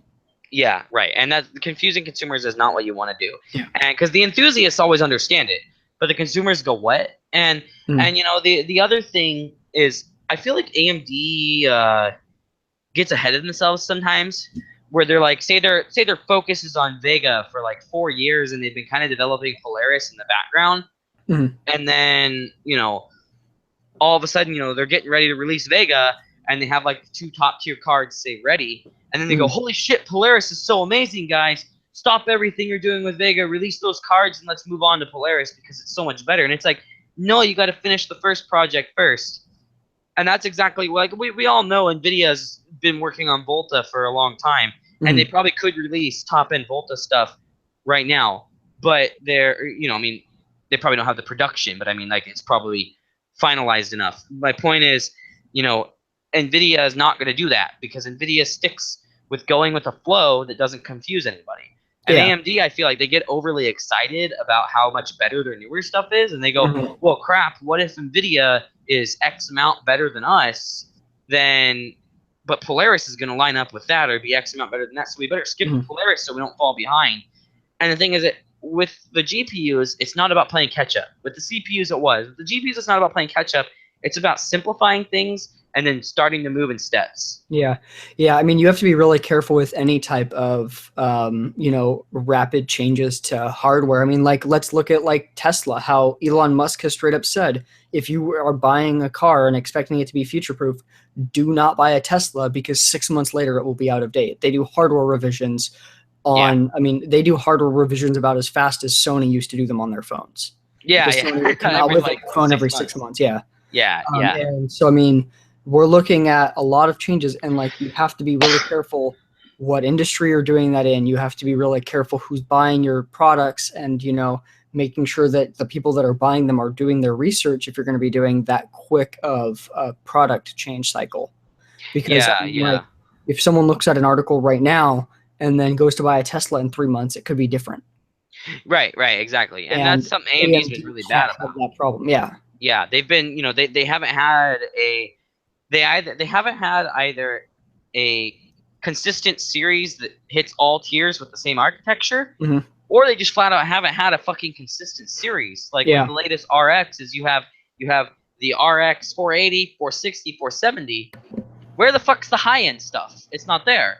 Yeah. And that's something, you know. Or if you go back to like the Hawaii stuff, is like, yeah, you had, or how about Fuji? You know, you had Fuji on, you know, the I can't remember the name of the GPU now. Do you remember what it was called? It starts with F. It was like Fiji, or no. I'm trying to find out. It was the they had a specific name for it. Fury X, that's what it was. Sorry, the Fury series. So you had the Fury X, and then Fury, which were running on the Fiji architecture, but then you had it was like the R9 390 and 390X that were running on Hawaii, and then you had the, you know, the 370 and 360 that were, you know, back on their older architectures. I don't remember the names for them, and you know, that was confusing everybody. There was different names. People didn't understand that. The only worst thing that you can do when it comes to naming is not changing the name. Looking at you, Razer, Apple. Oh my gosh, it's that annoys, that makes me so mad. It's like, oh, okay, like when they said the new one, that already pissed me off. They were like, it's the new Razer Blade, right? And I'm like, okay, it's the new Razer Blade. Last year was the Razer Blade, and but now there's a new Razer Blade 14. Razer Blade. But yeah, so now what the fuck? So what do you have? I have the new Razer Blade. Wait, is it the new Razer Blade or the newest Razer Razer and Blade? they only call it new Blade while the old one is still available. So like now you can't buy, like, or at least they don't manufacture the older version of the Razer Blade. So it's now just called Razer Blade. Yeah, or it'll be called like something. They had one that I think they fixed it after Linus mentioned it. They had one where it was like the Razer Blade like 1440p or something stupid like that. That was not the right name, but there was something stupid. Razer Blade 14. They used to just have the. No, there was something else though. There was something else. They changed the name of the new one when they came out with the new one to something weird, and then they just changed it back to like the simplified version, probably because Linus complained about it. Yeah, I mean, overall, they've just like naming products like it. I mean, I don't care if you literally just call it, you know, like or not like the iPhone because they have the S series, but like let's say like Samsung, the 1, 2, 3, 4. I don't care if you do that. That makes a lot more sense than Samsung Galaxy S, Samsung Galaxy S, Samsung Galaxy S, the new Samsung Galaxy S. Come get your brand new Galaxy S today. Like, yeah, exactly. It's so annoying. It doesn't matter. Yeah. So I mean, that's the only thing worse. But AMD, I've been disappointed with the product naming scheme because it confuses people so much, especially the whole Fury and the R9 stuff. It was like, to enthusiasts, that was, oh yeah, well the Fury stuff's running on a new architecture. Yeah. But to the consumers, that was like, is this the old stuff and the Fury's the new stuff? And it's like, no, I mean, yes, technically architecture-wise, but no, they're lined up in the same generation release. Yeah. And it was just so I hope AMD just simplifies it, and at the very minimum, please just at least have Vega and Polaris in but one naming scheme. You know, the RX 500 series, because you can't be using 4 architectures for one GPU lineup. Just at least limit it to 2, please, and call them RX 590, RX 580. Call them that. Just make it simple. If they're different architectures, but the name is simplified, and you're not also using architectures from 4 or 5 years ago, I'm okay with that. Because as an enthusiast, I will totally understand what the differences between them are. As consumers, they just go, oh, that one's better. And that's fine. Yeah. Let's go into a couple other things that we can just go over quickly. One, for people that, for whatever reason, still use Allo, it is coming to desktop, and presumably if it's coming to desktop, that also means that there would be device syncing, because right now there is no backup whatsoever done to a server. Oh, I hate that so much. And so you can't sync to other devices. But they did show off, it's still in very early development, but Google Allo desktop client is coming. Good. Maybe it'll be almost as useful as Hangouts, and you still won't have a reason to use it, but it's getting there. What they should have done is they should have released Allo and had all the cool like Google Assistant stuff baked in, and all the cool like automatic messages where it like just guesses what you would probably say, and you can just tap it and it sends a sentence. but have it so that every time something sends, it syncs to like a Hangouts like server, not on your Hangouts account, but to your Google account. Like, on the server it would be like, Ethan 2.0 I or think whatever. that they should have just improved Hangouts and then made a business variant rather than making Hangouts the business version and then completely making out from scratch a trash app. I agree with that too. That would. There's so many better ways to go about it because I love Yeah. Allo. I used it with my fiance for a long time. I really liked it, but I finally moved back to Hangouts because I was like, I have 5 messaging apps now. I'm getting sick of this shit. And it was just her that I was messaging on it, and she was willing to try it out for me, and she liked it.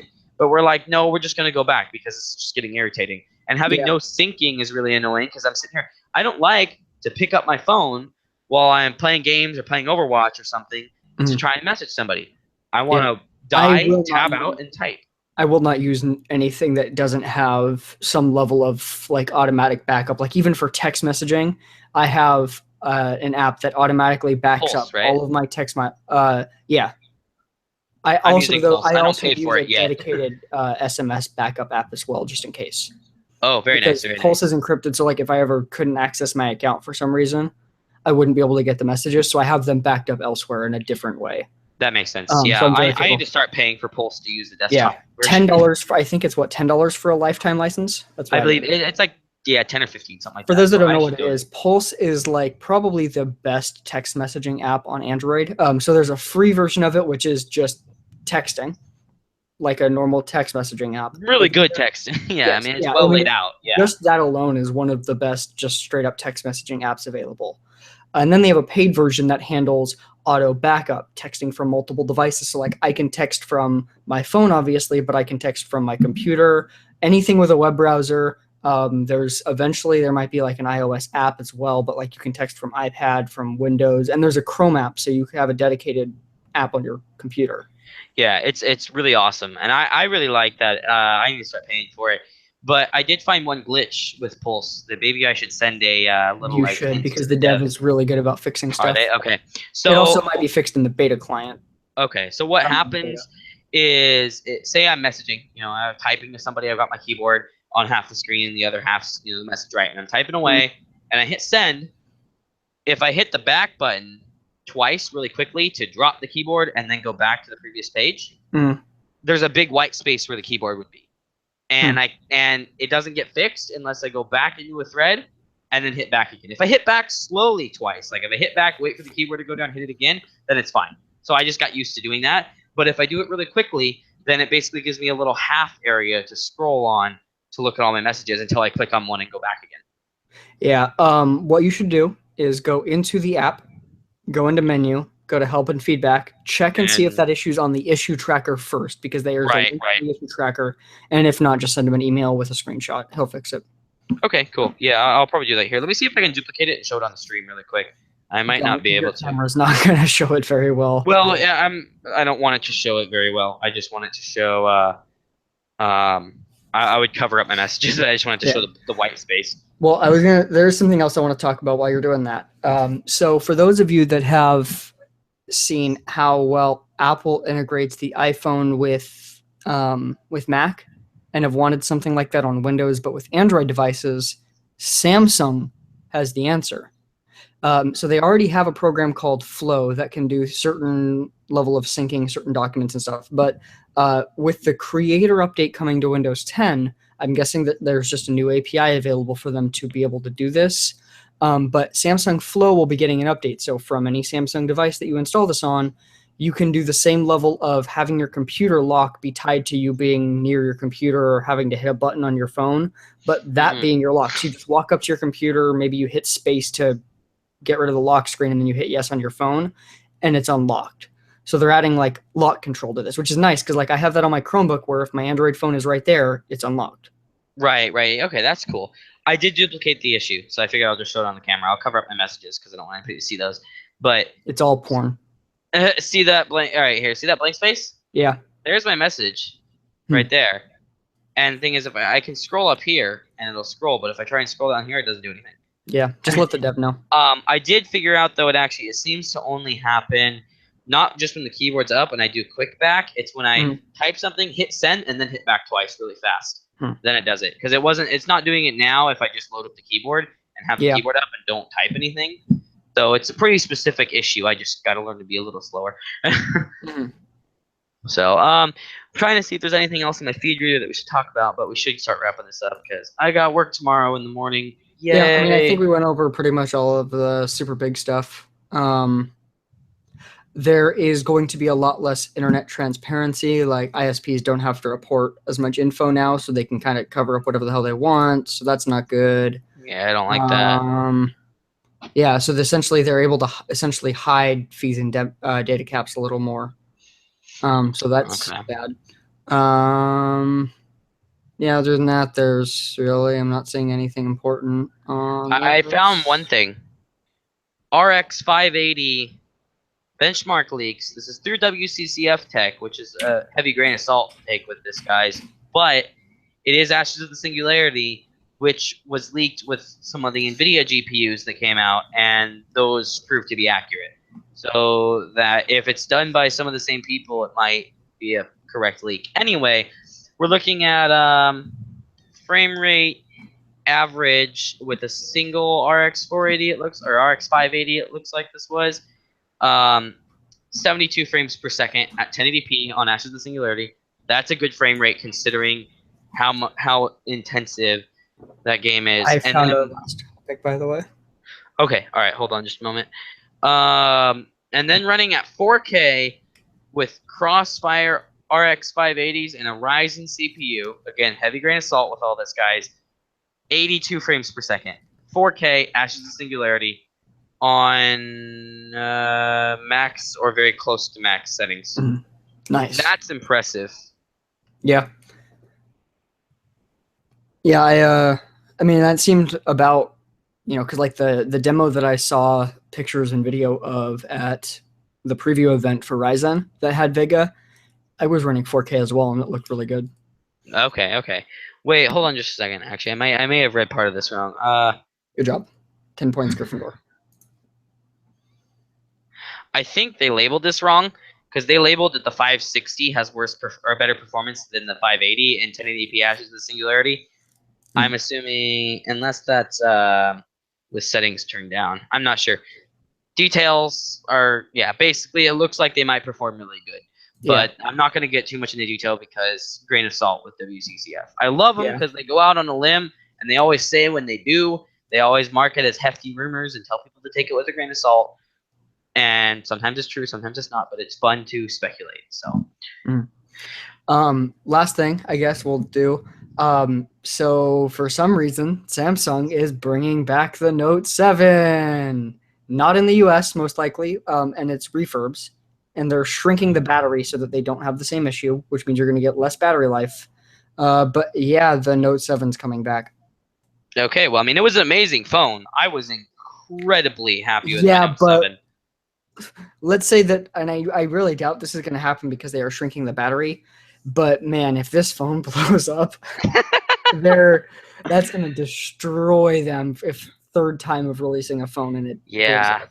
Well, the biggest thing about it for me with the Note 7, actually, I wasn't even that happy with the battery life. Note's always been about being bigger, so you have better battery life, and I felt like they tried to make it too mainstream this time around, and so they were still trying to cater to the power user with the good battery, so it was a pretty big battery. It just wasn't as big as I personally like to see in phone. But it was a pretty big battery. 3,500 milliamp hour. Right, which is, I mean, that's not bad. That's pretty high end for phones. Like, there's not many phones that have a 4,000. Right, but I wanted a 4,000. Plus, but okay, we need to be realistic too. Milliamp hours don't mean shit. It's optimization because you look at the iPhones that have sub 2K milliamp hours, getting better battery life than the Note. There's definitely other things that they. I feel like that's what they should be focusing on anyway. Is not larger batteries, but better optimization. Right, but my point was with the Note in specific, I felt like a big battery is one of the key things that the Note's always had. It's always been, they've been the mainstream stuff prioritize optimization, and they carry that on to the power user stuff. But it was always, hey, regular users get through a day, so now we'll make the battery fucking huge so that power users get through an entire day. And with the Note, I did have days where I was running pretty low. Which and is sad because the biggest issue with this was that the battery was too large. It didn't have room to expand. Whereas now, so they're dropping it to somewhere between 3,000 and 3,200. I have a 3200 in my V20, and the battery life is better than what was in the Note. Yeah. I am getting better battery life out of this than I was. See, the Note was good, but yeah, optimization matters. But yeah, the point is, I like a phone like this phone's pretty thick. It's not considered an ultra thin phone, but that's how this is like. I feel like LG kind of took over what Samsung had with the Note series, where Samsung had this great power user phone that all the freaking nerds bought because they liked big screens, they liked the stylus, they liked the giant battery, they liked micro SD card support, and they just slowly removed all the good shit and made it more consumer oriented because a lot of consumers wanted it. And what they really should do is they should have a consumer based device. They should have a regular screen size one and a big screen size one, and then they should have the power user device. The issue with doing that in the cell phone industry is that if you're selling it in a carrier store, they're not gonna the representatives are not gonna give two shits what you actually need as a user most of the time. They're gonna say that phone's $100 more. You should get it because it's better. Yeah, and I guess that's true. And so I know why Samsung did what they did, I guess. I was disappointed. Yeah. And I feel like LG is doing exactly what I've been wanting a company to do with a phablet. A giant LG fucking also phone. sells a lot less phones. They do. So, but the V series from LG is about enthusiasts.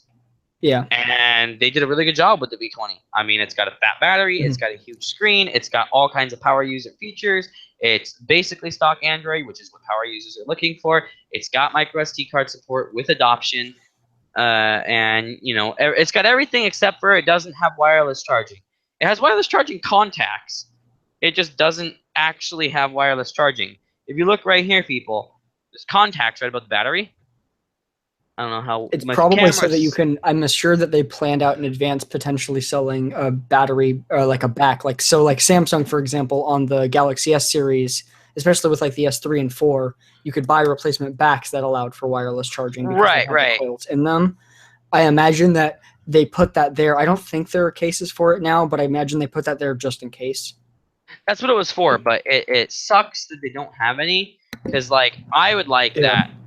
Personally, just because it's a convenient thing. Like, I'm not the biggest fan of wireless charging, but yeah, I mean, I guess while we're talking about it, though, one thing to note, it's very likely at this point that Qi charging is going to be the one that goes to mainstream.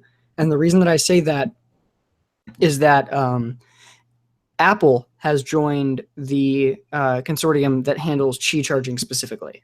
Oh, okay. So Apple has made their choice, and as soon as Apple puts, wireless charging in an iPhone, every Starbucks is going to have wireless charging in their tables, and that's going to be the mainstream deciding factor is Apple doing it.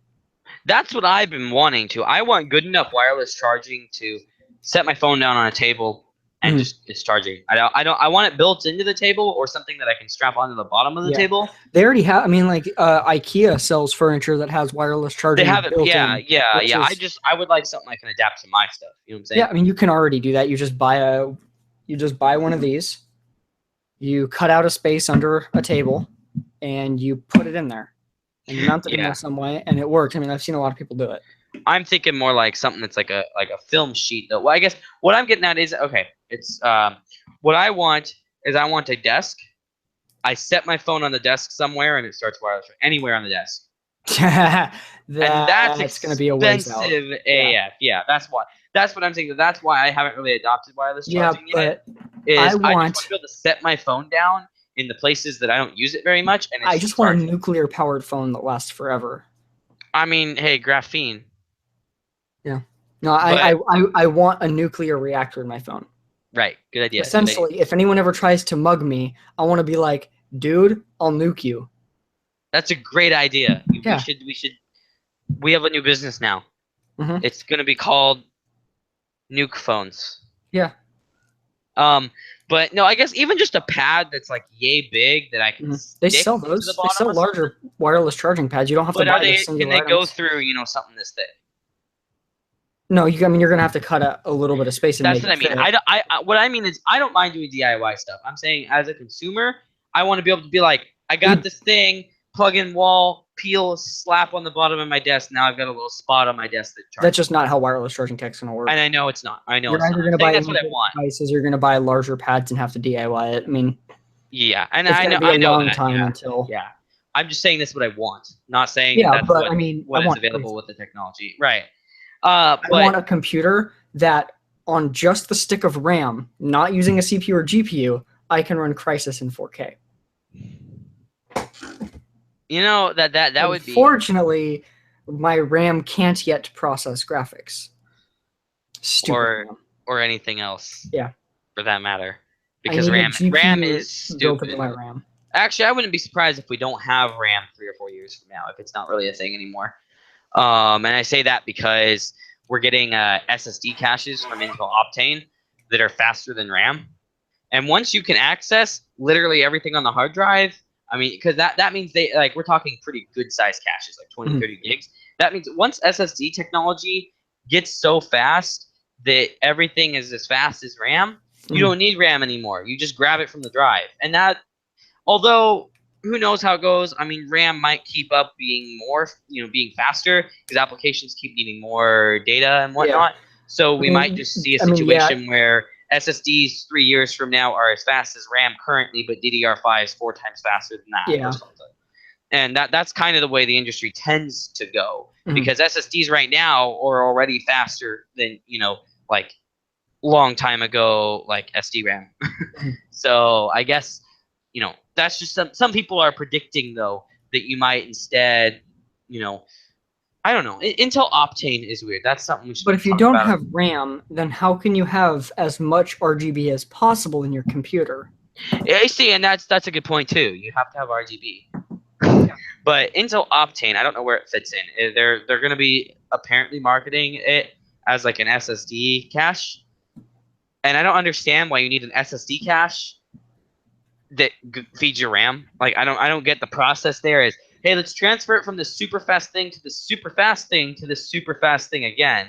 I think it would be a very like application specific type service. That's that would what be some people were thinking. If you need to access more data than what would be reasonable for RAM, like you're not gonna, sure, you can get 128 gigs of RAM, but that's a pain in the ass. If you could somehow have data be able to get to the RAM faster for the larger stuff, sure, it might not overall perform as well as 120 gigs of RAM, but you could be looking at much lower cost. Yeah, that's potentially true. And even then, if you're looking at 8K video editing, things like that, much, much larger than, 128 gigs even. Because, I mean, you're looking at, like, rendered out 8K footage is, like, 80 gigs. Right, and I guess, okay, that's true. But I guess my point is, we already are having M.2 SSDs that are so freaking fast. The biggest thing that people are saying about Optane is that it's even lower latency than the already basically no latency of SSDs. Yeah. It's not necessarily that much faster from what I'm seeing. I'm sure it's going to just be a very niche product. Yeah, probably. Or it might be a server thing. It might end up being useful for servers.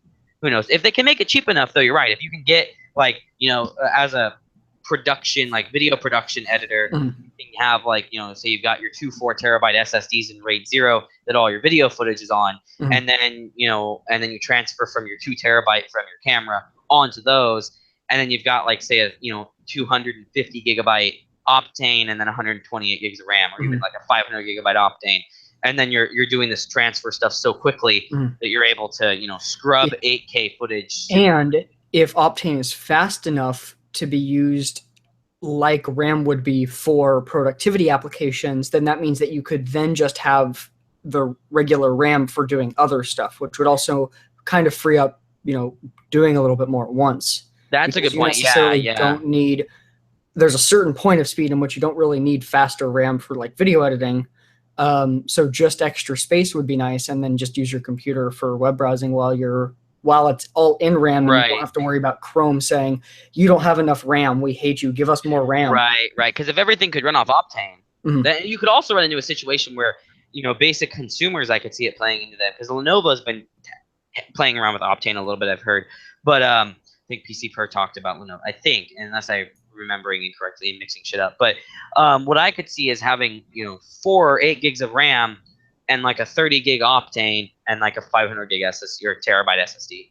and you've got a kind of slower SATA SSD that's running like TLC NAND, or SLC NAND, so it's not as fast as a lot of the other stuff, but it's way cheaper. And so you get your bulk storage, and then kind of like well, originally, a long time ago, we had slow hard drives, and then we had like a Velociraptor 15,000 RPM drive that was the cache for that, and then RAM. And then now we have regular hard drives that are as fast as those Velociraptors, not RPM wise, but transfer rate wise. And we have SSDs being used as caches for RAM. So we could just we'll see SSDs as bulk storage, and then we'll see Optane as caches for RAM. Yeah, that could be too. And I mean, it's worked out really good before, and if it's fast enough, like you said, you have all your applications running on it. So you have 600 Google Chrome tabs open, and you've used 0 of your RAM with Chrome. Mm-hmm.